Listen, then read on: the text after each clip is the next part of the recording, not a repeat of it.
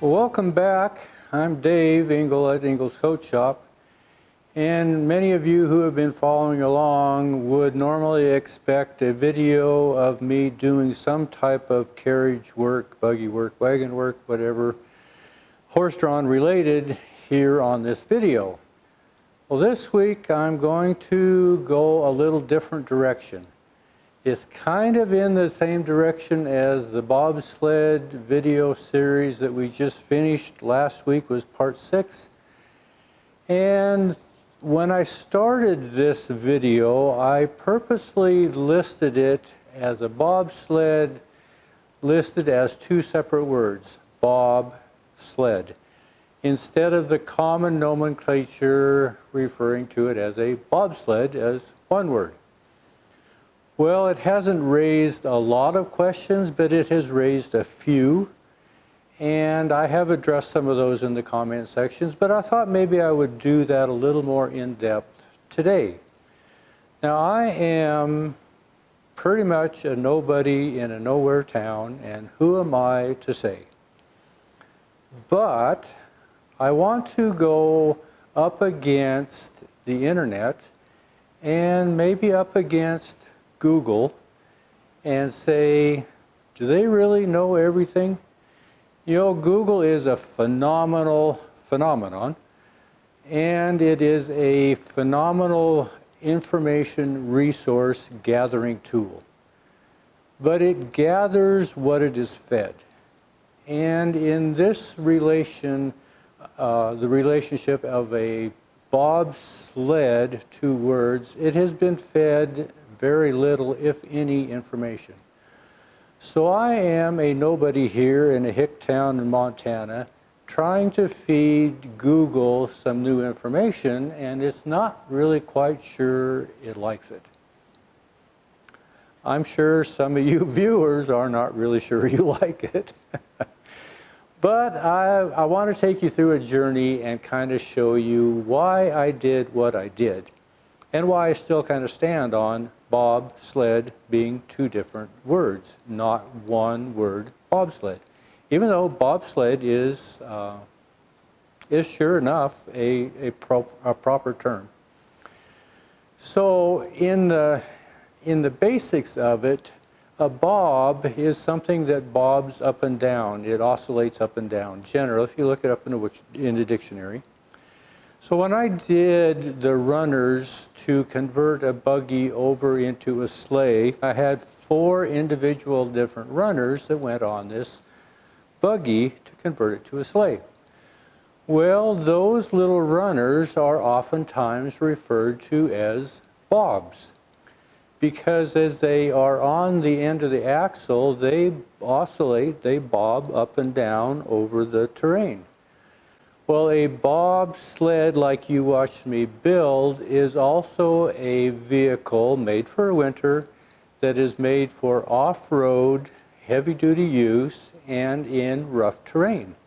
And so the individual runners are put together in a fairly loose manner, and therefore are allowed to oscillate up and over uneven terrain.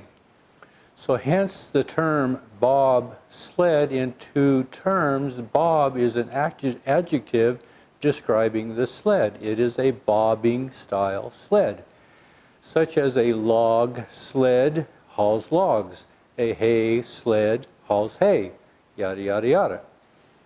So in some of the early, and not really that really early, I have a book that I'm going to show you here in a little bit that shows it distinctly in 2 words, a bobsled, and it kind of explains some of this bobbing action. So anyway, this is a long-winded monologue, but I'm going to take you to the computer and show you what you see, because when we have a question nowadays, we go to Mr. Google. Google knows everything, right? Well, let's go see what Mr. Google has. And it's not just Google, but again, Google is just a resource and a tool that's going to take us to dictionaries and Wikipedias and yada, yada, yada. So let's go see what Mr. Google has to say about bobsled or bobsled. So I'm going to head into the office here where I do my editing. And here is where I keep my computer. And this is where we're going to go talk to Mr. Google. The light isn't really the best in here, but kind of apologize for that a little bit. But this is where I edit all the videos that you're watching. I do use Mac computer, and we're going to go in here and kind of show you what you're going to find, what I find on Google when I do a search for this different term between bobsled and bobsled. So this is my computer here. You can see my screen on here is none other than the borax wagons. Surprise, surprise. So let's bring up Google here. And let's just type in on the top here, Bob sled as two different words. Well, right off it wants to go to Wikipedia under Bob sleigh. Now down here under Google suggestions it has bobsled, two words, because that's what I've just typed in. But all the others here, bobsled, sledding, movie, team. Now here's an option for a bobsled, two different words, as a magazine. And we also have some options here on YouTube, bookmarks and history, because this is where I've been working on YouTube. So let's go to bobsled on bobsleigh on Wikipedia and see what it has. First thing it talks about that it is a team winter sport. Off to the right here we have pictures of an Olympic bobsled in looks like 2010. On down we have a Swiss bobsleigh team. We have an East German bobsleigh team, 1951. This is supposedly about the origins and the history of bobsleigh, as it's called then. Then we have modern era and some different things about the evolution of the bobsled or the bobsleigh as we know it, which Olympics have made popular. We can see all by the pictures here off to the right. So when Google wants to search for bobsled, when I put in, it comes up bobsleigh Wikipedia. Well, let's go back now and let's go to YouTube and see what does YouTube think about the term bobsled. So let's do a search here. Let's search for bobsled on YouTube as two words. Well, 1, 2, 3, 4 videos come up about the Olympics and bobsled racing. Number 5, lo and behold, Engels Coach Shop Part 6, building a bobsled. And the next one, then we have some more about some Jamaica team and bobsledding. So we have us coming up here. Google is recognizing in a two-word phrase, bobsled, lo and behold, because little old me in Joliet, Montana is making an impact and educating YouTube, therefore Google. So let's go back here and let's take the space out of bobsled, two words, and put it into one word and see what comes up. Well, Engels Coach Shop disappears. We are looking at bobsled, bobsled, bobsleds, Olympic, Olympic, Olympic, yada, yada, yada, yada, yada. No more telltale sign of Engels Coach Shop. Well, you know, I'm going to go back here and let's put a space back in bobsled again. And I'm going to show you something that I did, and I did this on purpose to try to communicate with Google. Now in the title, the new horse-drawn bobsled, two words, I put there on purpose, but in the description, I put in here, I have finished the new horse-drawn bobsled, one word.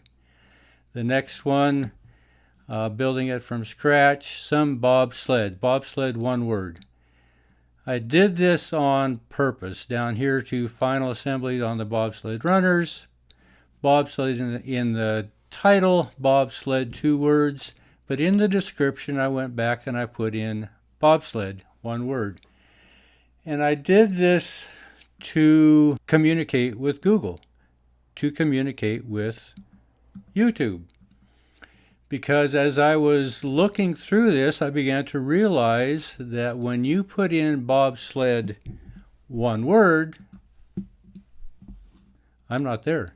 So, am I compromising? No, I'm trying to educate YouTube. I'm trying to educate Google. So let's go out of YouTube. Let's go to dictionary.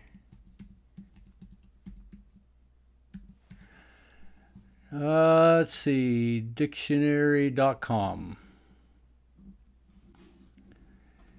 So let's look up bobsled, two different words, and see what dictionary.com has to say.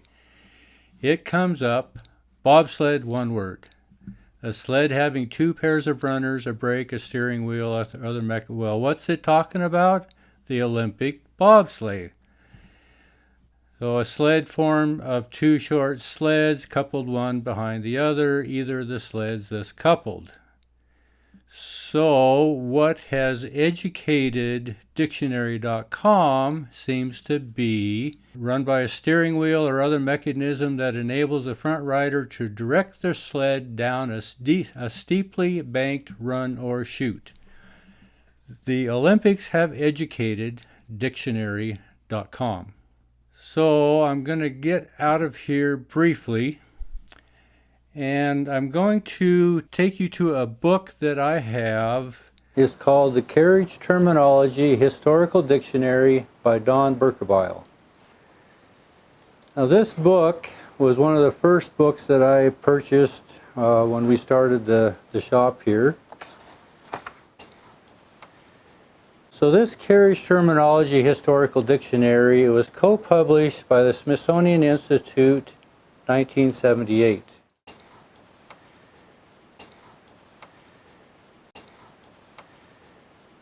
But I simply want to show you in two pictures here, and there is descriptions about them.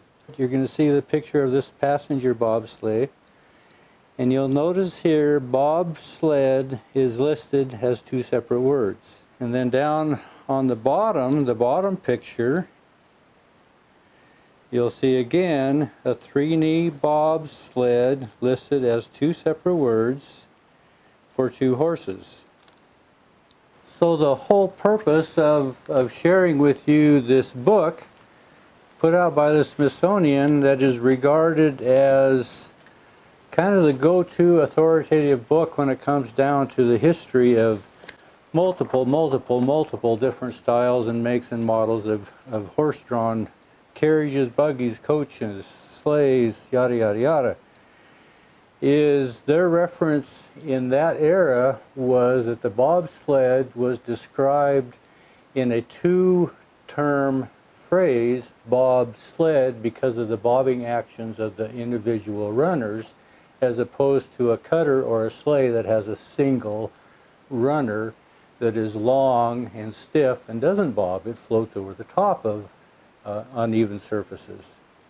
So kind of bottom line is, why do I even make this an issue? Well, one is because it was brought up in the comment sections, and it's not a big deal, but there was a reason why I chose to put bobsled in two different words. So, is it worth all this? Not really. Somebody says bobsled or bobsled. I think we all know what we're talking about. But, you know, we assume sometimes that, oh, there's an authoritative source out there, and Google happens to be one of them. You know, if you need to know something, you go to Google. Well, you know, kind of, maybe, sort of, but it's all subject to what Google's been fed. There's another case that I want to show you that's kind of along the same lines. I stumbled across this, 2 or 3 years ago maybe.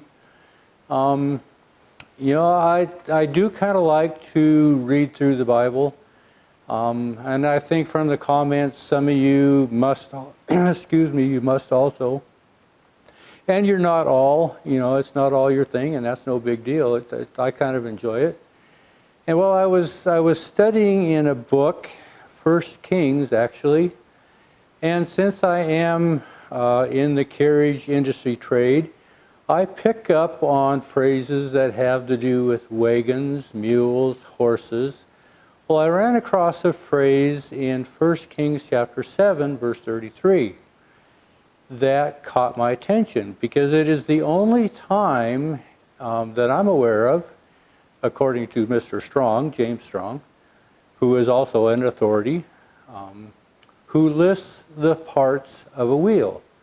Talks about the axle, the hubs, the spokes, the felloes or rims in a chariot wheel.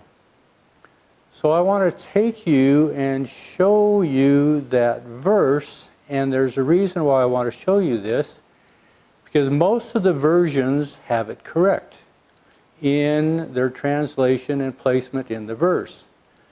But King James does not. And James Strong, who was a Methodist minister who put together the Strong's Concordance, was a very intelligent man in both Greek and Hebrew.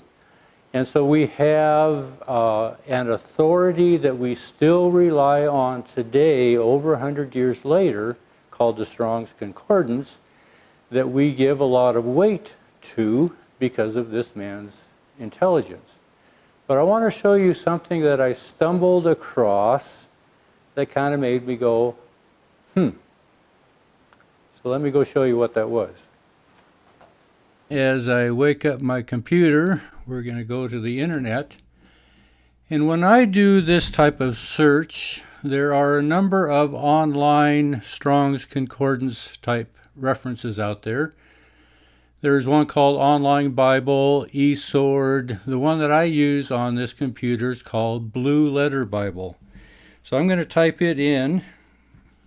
It's probably going to come up because I use it. So this is a resource that is based on the Strong's Concordance. So I'm going to type in a verse. It says verse, words, or topic. I'm going to go to 1 Kings 7 and 33 and see what it comes up with. So this is 1 Kings 7:33, and it says, "The work of the wheels was like the work of a chariot wheel. Their axle trees, their naves, their felloes, and their spokes were all molten." Okay, the nave, axle tree is what we would call the axle today. Axle tree. Then it lists their nave. Naves is an English term for hubs. Fellows, you've seen me list this in a number of different videos. Sometimes we call them rims. There's an old term called felly, F-E-L-L-Y. This is the term that James Strong used here, F-E-L-L-O-E-S, and it is a very common phrase, so that's why I've kind of defaulted to that phrase. And they're spokes.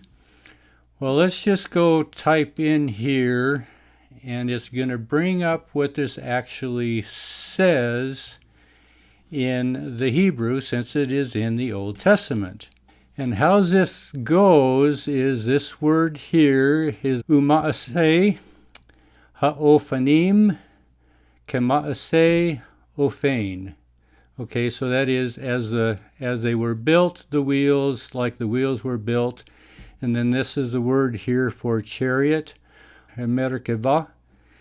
Okay, and then we start here, was like the work of the chariot wheel.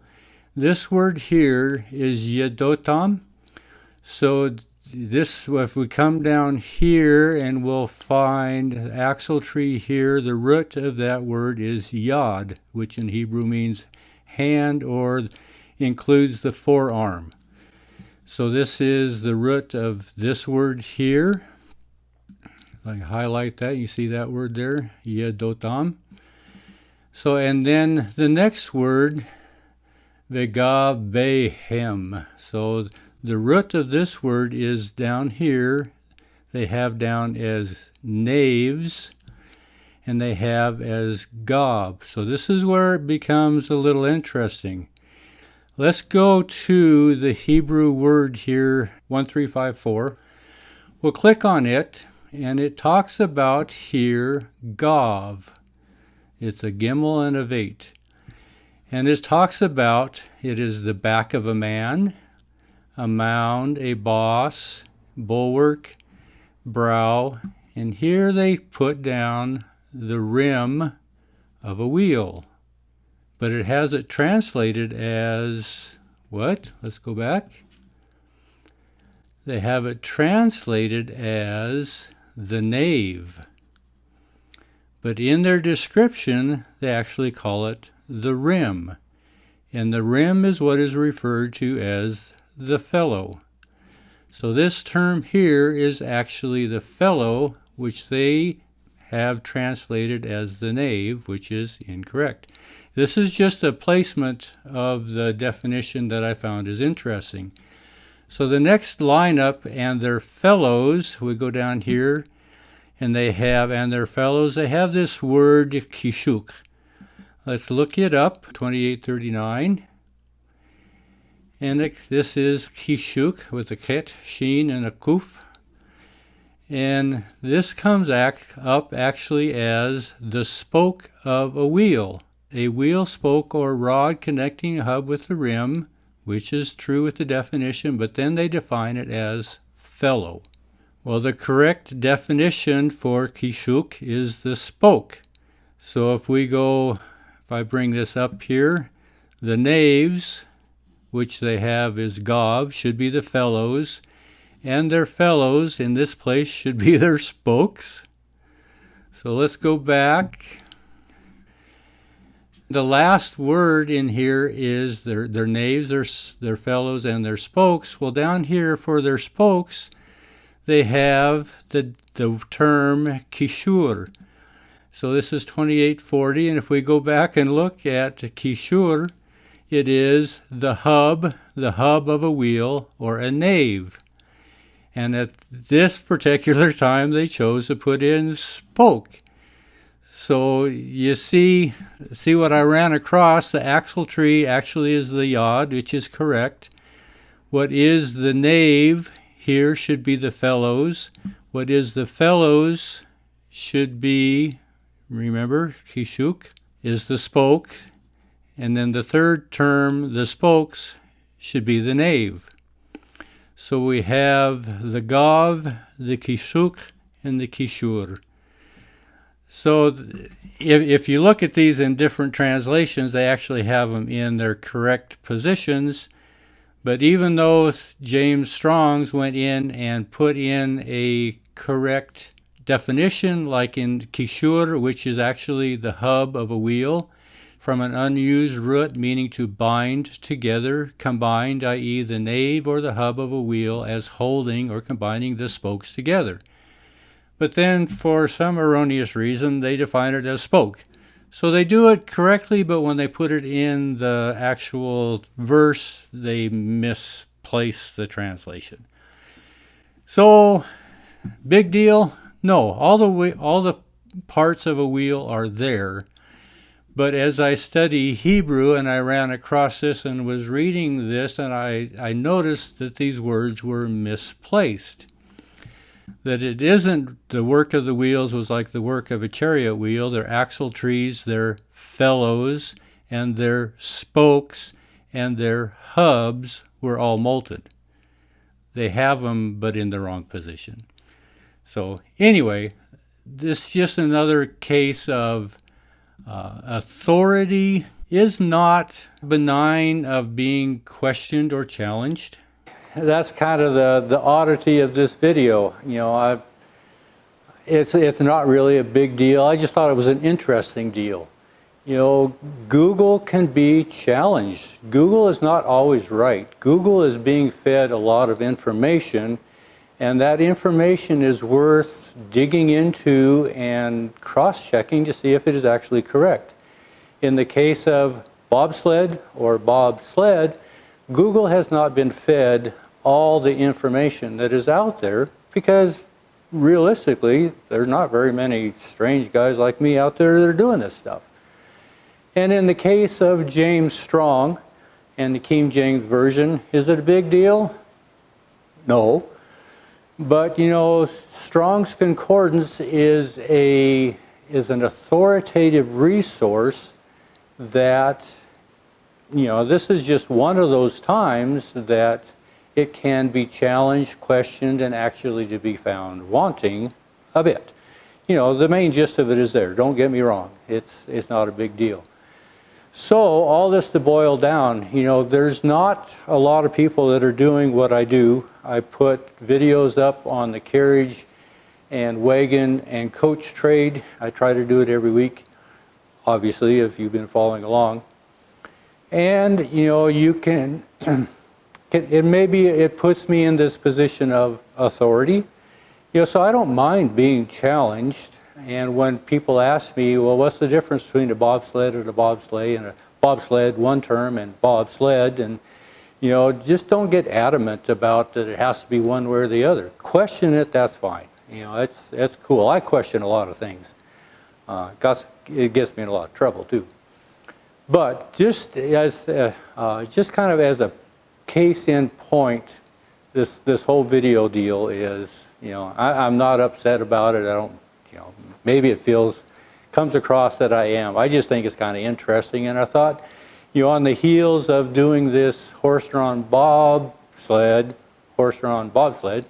I thought maybe I'd just kind of bring that up. It's kind of the hidden history behind some of our terminology that we really don't stop and think about, or in some cases are not even able to dig into because we don't have any resources past Google. So anyway, thanks for putting up with my rambling. This actually is kind of fun. So I'll get back into real wheel work here coming up soon. But once again, thanks for watching.